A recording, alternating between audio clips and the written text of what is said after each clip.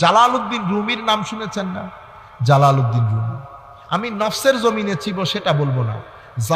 Jalaluddin Rumi প্রথমে যে মজলিসে বসতো সেটা এলমের মজলিস।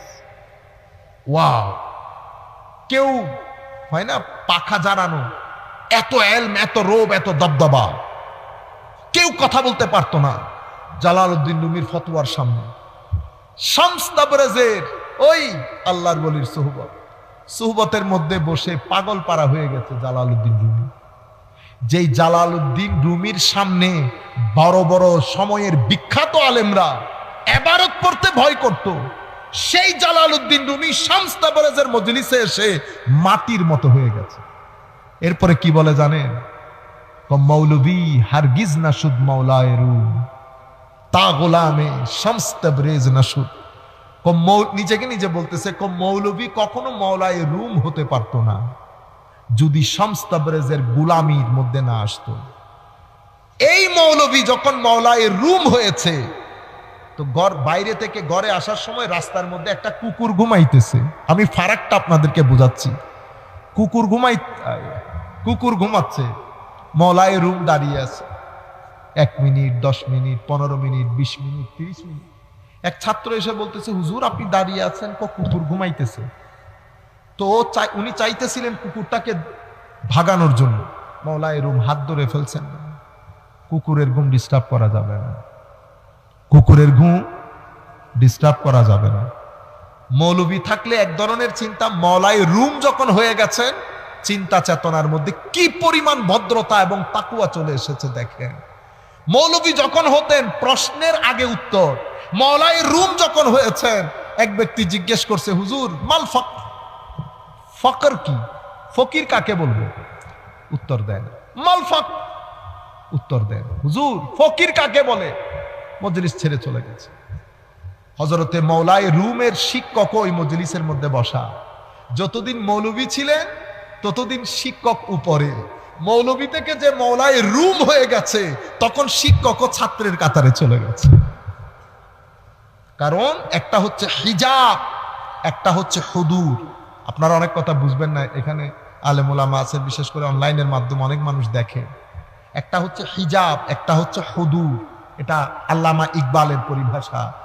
হিজাবের মধ্যে, এলম যখন হিজাবের মধ্যে থাকে তখন রোব, দবদবা, হিংসা থাকে।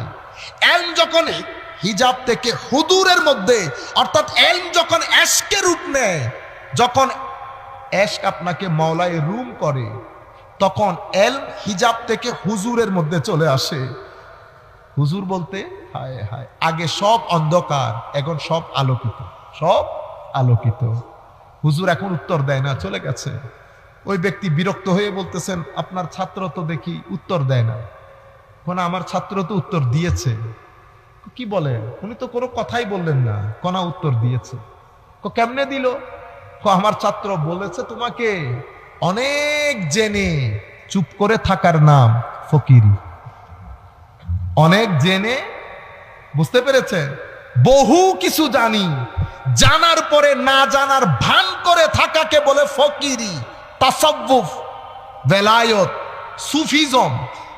আর কম জেনে ভক ভক করাকে বলে কালকালাতুল লিসান। হুজুর গৌসুল আজমের পরিভাষা, আব্দুল কাদের জিলানীর বুনিয়াতুত তালেবিনের মধ্যে বলেছেন কালকালাতুল লিসান, মানে জানে কম বাজায়। আমাদের কথা বলেছে, আমাদের কথা বলেছে। আমাদের এই যে শুনতেছেন, আপনাদের মনে হইতেছে না আল্লাহ জানে হুজুর কোন পুকুর নিয়ে আসছে, ঘটনা সেরকম না। আমাদেরটা হচ্ছে কালকালাতুল লিসান, জিনিস কম বাজে বেশি। আর যাদেরটা জিনিস বেশি তাদের বাজে কম, তাদের বাজে কম। এই জন্য সমস্ত আউলিয়ায়ে কেরাম খুদ আমাদের, আপনাদের এখানে বোধহয় আমি দেখলাম হযরতে কুতুবদিয়ার হযরতে আব্দুল মালিক রহমতুল্লাহি আলাইহি মাদ্রাসায় পড়াতেন না, দারুল উলুমে পড়াতেন, অনেক কথা বলতেন না। এলমের অবস্থা যখন এলম এশকে রূপ নিয়েছে, আর কোনো কথা বলেছে? হায় হায় হায়। যখন মুখে কথা বলেছে তখন মানুষ পরিবর্তন হয় নাই। যখন মুখের কথা বন্ধ করে চোখের কথা শুরু করেছে, তখন মানুষের সিনার মধ্যে আগুন জ্বলা শুরু হয়েছে। বুঝতে পেরেছেন? এটাকে, একটাকে বলে কাল, একটাকে বলে হাল। কাল এটা মুখে মুখে পণ্ডিত, হাল, জবান বন্ধ হয়ে যায়, সিনার চারাক তখন চোখ দিয়ে বের হয়। ইত্তাকু মিন ফেরাসাতিল মুমিন, তখন এটা ফেরাসত হয়ে মুমিনের সিনার ভিতরে ঢুকে অন্ধকারকে আলোয় পরিণত করে। তখন আর কথা বলতে হয় না।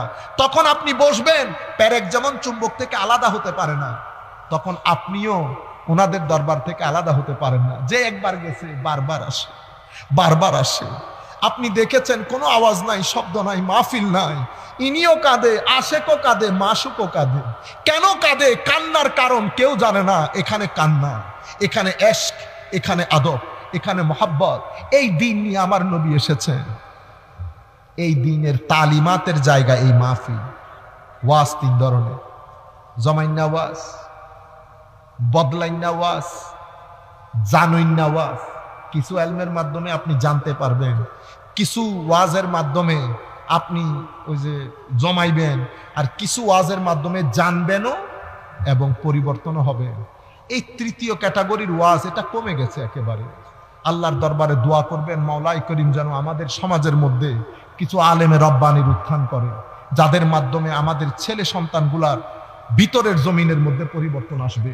আমাদের দেশ সুন্দর হবে, পাড়া সুন্দর হবে। মানুষকে সহযোগিতা করবেন, মানুষকে সহযোগিতা করবেন, সম্মান করবেন। যত্র তত্র সিগারেট খাবেন না, হাঁটুর উপরে কাপড় তুলে হাঁটবেন না রাস্তার মধ্যে, রাস্তার মধ্যে সিম্পল গেঞ্জি পরে হাঁটবেন না। আপনি চাইবেন আপনার মেয়ে বউ একটার উপর দুইটা কাপড় পরুক, আর আপনি গেঞ্জি একটা পরে রাস্তা রাস্তায় হাঁটবেন, হুজুর গরম লাগে দে। ইন্না আলিল্লাহ, কেন করবে না? লজ্জা রাখবেন। এগুলো আমাদের ভবিষ্যৎ যারা প্রজন্ম, তাদের উপর একটা আজীব আসর করে।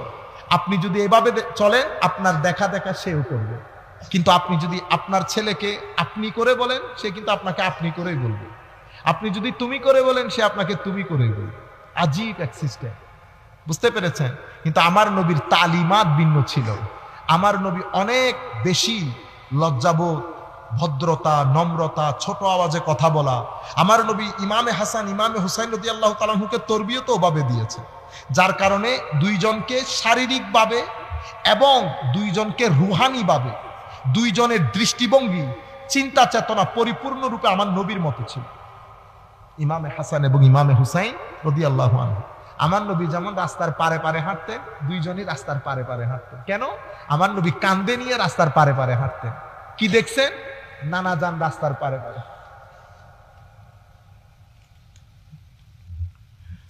আল্লাহ রাব্বুল আলামিন আমাদের হামি ও নাসির হোক। এগুলো অনেক বড় জিনিস, জিনিসগুলো আস্তে আস্তে হারিয়ে যাচ্ছে আমাদের এখান থেকে।